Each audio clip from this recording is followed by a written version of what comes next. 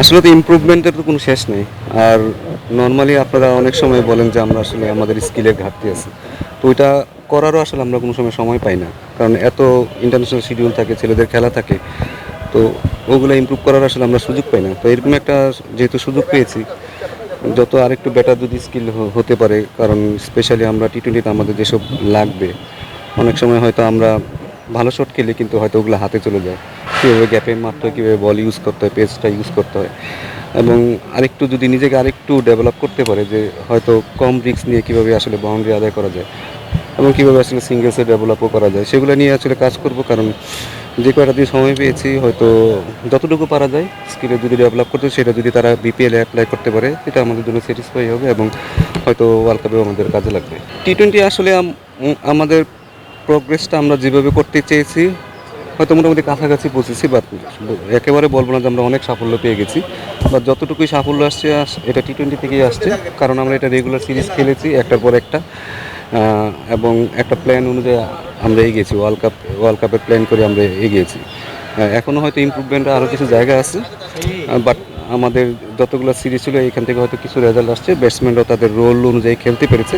অনেক সময় হয়তো অনেক ব্যাটসম্যান তার রোল অনুযায়ী পারফর্ম করেনি, বাট তারা অ্যাটলিস্ট জানে আসলে তাদের কী করতে হবে। হয়তো পারফরমেন্স আসছে, অনেক সময় আসে নাই, বাট তাদের রোলটা তারা বুঝতে পেরেছে যে তাদের রোলটা কী, এবং তারা এখন নেক্সট 2টা মাসে যদি তারা সেই জায়গায় কাজ করে, তাহলে আমার মনে হয় যে টি-20 টিমটা একটা ভালো অবস্থায় থাকবে। টেস্ট টিম আমাদের বরাবরই আমাদের একটু এক্সপিরিয়েন্স বেটার আছে, এবং এটাও একটা ভালো অবস্থায় আছে। আমি মনে করি যে এটারও আমরা দিনকে দিন আমরা ইমপ্রুভমেন্ট করতেছি, কম বেশি রেজাল্ট আসতেছে।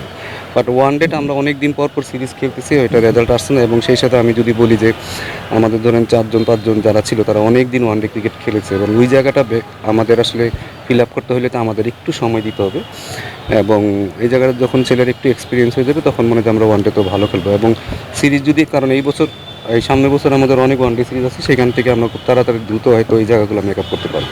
এটা আসলে আমরা অনেক আগে থেকেই করা শুরু করছি, স্পেশালি টিম মিটিংয়ে ছেলেরা যেন একটু কথা বলে, ছেলেরা যেন টিম মিটিংয়ে পার্টিসিপেট করে, এবং তারাই যেন মিটিংটা চালায়, এবং তারাই যেন ডিসিশান নেয়, কারণ দিন শেষে তারাই খেলবে, আমরা খেলবো না। তারা যত ভালো ডিসিশান নেবে, তারা যত ম্যাচিউরড হবে, তাদের গেম সেন্স যত ভালো হবে, তত তারা ভালো অ্যাপ্লাই করতে পারে। তো এটাও এক ধরনের মেথড যে আসলে কীভাবে নিজেরাই নিজেদের কোচিং করাবে, একজন আরেকজনেরটা বলবে, টিমের ভিতরে কথা হবে, টিমের স্ট্র্যাটেজিতে তারা কথা বলবে।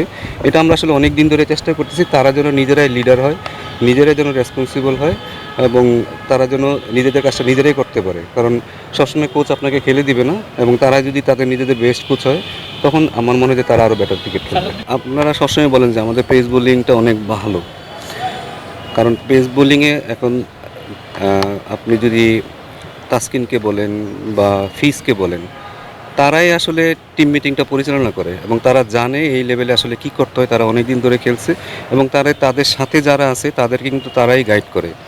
সো এটাই হচ্ছে আসলে একটা ভালো টিমের লক্ষণ, যে আসলে একটা প্লেয়ারকে আরেকটা প্লেয়ারকে সামনের দিকে আগানোর জন্য চেষ্টা করতেছে। তো ওই কালচারটা আমরা বিল্ড করার চেষ্টা করতেছি। বাইরে থেকে আপনারা অনেক কিছু মনে করতে পারেন, বাট কালচারটা যত বিল্ড হবে, আমার মনে হয় যে এই ধরনের কালচারের জন্য একটা ছেলে আরেকটা ছেলেকে শেখানোর চেষ্টা করবে এবং নিজেদের এক্সপিরিয়েন্সটা শেয়ার করবে, তখন টিমটা অটোমেটিক্যালি কিন্তু ভালো হয়ে যাবে। সো এইভাবেই আসলে আমাদের সব কিছুই করানো হচ্ছে, যেগুলো আনসিন। বাট আমি যেটা বললাম যে যখন প্লেয়াররা নিজেরাই বুঝতে পারবে যে প্রতিটা সিচুয়েশনে তার কী করতে হবে, তখন টিমটা অটোমেটিক্যালি কিন্তু ভালো রেজাল্ট করার চান্স বেশি থাকে। দেখুন, ইম্পর্টেন্ট তো সবই, প্রতিটা জিনিসই ইম্পর্টেন্ট। একটা কম্পিটিটিভ এই এনভায়রনমেন্টে একটা টুর্নামেন্ট খেলবে, ভালো বলাররা আসবে, ব্যাটসম্যানরা তাদের ম্যাচ থেকে অনেক কিছু শিখতে পারবে। তো অবশ্যই এটা অনেক অনেক একটা ভালো, আমি বলবো যে ভালো প্র্যাকটিস হবে ওয়ার্ল্ড কাপের আগে, যেহেতু আপনি একটা একই ফর্মেট খেলার পরই আপনি ওয়ার্ল্ড কাপ খেলতে যাবেন। তারা যদি ভালোভাবে সেটা ইউজ করতে পারে, আমি মনে করি এটা টিমের জন্য অনেক বেটার হবে। কোচ আসলে কোন জায়গাটাতে আপনার নজর থাকবে বিপিএল ক্রিকেটারদের, আপনার তুলে যারা আছে তাদের সব দিকেই নজর রাখা হবে, কারণ তারা তাদের মেন্টাল সাইডটা কীরকম আছে, তাদের ফিজিক্যাল সাইড কীরকম আছে, তারা টেকনিক্যালি কীরকম করতেছে, সব কিছুতে আমাদের নজর রাখতে হবে। আমাদের তো দেখতেই হবে যে আসলে কে কোথায়। কারণ দেখা গেলো যে এখানে ন্যাশনাল টিম একটা ট্রেনার যেভাবে ট্রেনিং করাচ্ছে, হয়তো বিপিএলের সময় সেই ট্রেনিংটা সে পাচ্ছে না, তার ফিটনেস ডাউন হলে তো পরবর্তীতে এটা তো আমাদেরই আবার এটা দিকেও করে তারপরে আবার তাকে ফিট করে নিয়ে আসতে হবে। সো এই জিনিসগুলো পুরো লক্ষ্য রাখা হবে, তারা যেন প্রতিটা সেক্টরেই তারা যেন ওয়ার্ল্ড কাপের জন্য রেডি থাকে, কারণ খুব বেশি সময় থাকবে না। Next level, well done, side by side, free. দেখুন ওয়ার্কলোড ম্যানেজের জন্য আমাদের যেহেতু ট্রেনার আছে আমরা সবসময় মেজর করি। এর আগের ওয়ার্ল্ড কাপ এর আগের বিপিএলের সময় কিন্তু আমাদের ট্রেনার ইফতি যে ছিল সে কিন্তু সবসময় মনিটর করছে কীভাবে ওয়ার্কলোডটা হচ্ছে, এবং ছেলেরা এখন আগের থেকে অনেক ম্যাচিউর। স্পেশালি আমাদের সাথে যেসব ছেলেরা আছে তারা কিন্তু নিজেদের ওয়ার্কলোড বলেন, ফুড হ্যাবিট বলেন, তারা কিন্তু অনেক আগের থেকে নিজেরাই অনেক আপগ্রেডেড। সো আমার মনে হয় না খুব বেশি সমস্যা হবে, এবং তারা নিজেরাও জানে আসলে তাদের জিমে কী করতে হবে, কারণ আমাদের বলতে হয় না এখন যে ছেলেদের এই তোমরা জিমে যাও, তোমাদের এটা করতে হবে, তারা নিজেরাই জানে তাদের কী করতে হবে। এটা আমি তো বললাম যে এটা একটা ভালো অপরচুনিটি, আপনার প্রতিটা দিনই কিন্তু আপনার জন্য একটা অপরচুনিটি। আপনি আগে হিস্ট্রিতে কী করছেন, কত সাফল্য পেয়েছেন সেটা কিন্তু খুব বেশি ম্যাটার করে না। আপনি সামনের দিনটাতে আপনি কীভাবে খেলতেছেন, আপনার কখন কনফিডেন্স আসবে সেটা কেউ বলতে পারে না।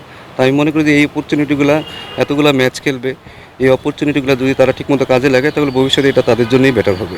আপনি মিস করেন কিনা খুব বেশি? আমি নর্মালি কোনো কিছু মিস করি না।